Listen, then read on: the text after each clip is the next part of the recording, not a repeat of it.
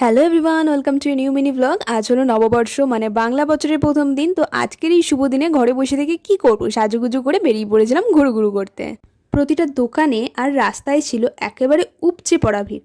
তো প্রথমেই আমরা খেলাম একটু দই ফুচকা। খাওয়া দাওয়া কমপ্লিট করে প্রচুর প্রচুর গণেশ ঠাকুর দেখলাম, আর ঠাকুর দেখতে দেখতে অনেক রাতও হয়ে গিয়েছিল, পেটে ছুঁচোও ডাকছিল। তাই আমরা চলে গেলাম ব্লু স্পাইস রেস্টুরেন্টে, আর ওখানকার অ্যাম্বিয়েন্সটা ভীষণই সুন্দর ছিল।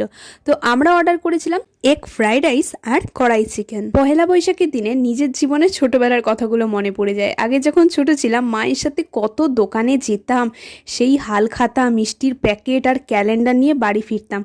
এখন এগুলো সব অতীত, কারণ যবে থেকে অনলাইনে টাকা আদান প্রদানের ব্যবস্থা শুরু হয়েছে তবে থেকে লোকে আর ধার বাকিই রাখে না। তাই হালখাতার ব্যবস্থাটাও প্রায় বলতে গেলে বন্ধই হয়ে গিয়েছে।